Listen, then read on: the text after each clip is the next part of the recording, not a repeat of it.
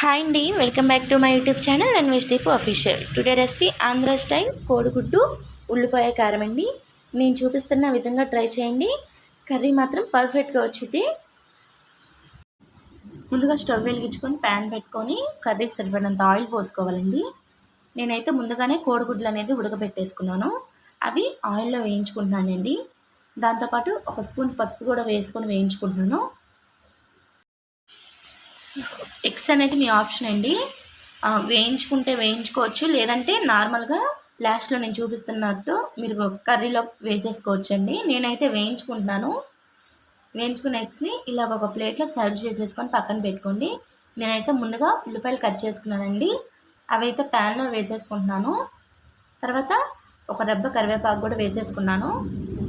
బాగా కలుపుకోండి. ఉల్లిపాయలు తొందరగా మగ్గాలంటే ఒక 2 స్పూన్స్ సాల్ట్ వేసుకోండి. నేనైతే సాల్ట్ వేసేసుకుంటున్నాను. ఉప్పు వేస్తే మనకి తొందరగా మగ్గిద్దండి ఉల్లిపాయ కూడా ఆయిల్లో. స్టవ్ సిమ్లో పెట్టుకొని 5 మినిట్స్కి ఒకసారి కలుపుకుంటూ ఉండండి, లేదంటే ఆనియన్స్ అనేది అడుగంటేస్తూ ఉండిద్దండి, తొందరగా మాడిపోయిద్ది కర్రీ అనేది. చూస్తున్నారు కదా, ఈ విధంగా మగ్గాలండి.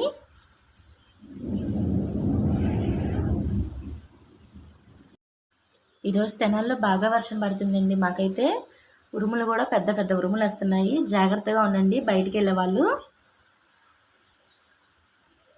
చూస్తున్నారు కదా, బ్రౌన్ కలర్ షేడ్లో రావాలి మనకు ఆనియన్స్ అయితే.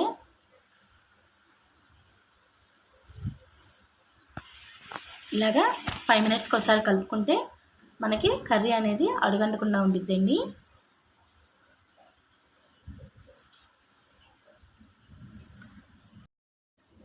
చూస్తున్నారు కదా, ఈ విధంగా అయితే బాగా ఎర్రగా వేగాలండి ఉల్లిపాయ ముక్కలు అనేది. నేనైతే ఇంకా ఎగ్స్ వేసేసుకుంటున్నాను. 2 స్పూన్స్ అయితే కారం వేసుకుంటున్నాను. నా యూట్యూబ్ ఛానల్లో కారానికి సంబంధించిన వీడియో కూడా పెట్టానండి. మేమైతే దంపుడు మెషిన్తో దంచుకున్నాము. కారం కూడా చాలా టేస్ట్గా వచ్చింది.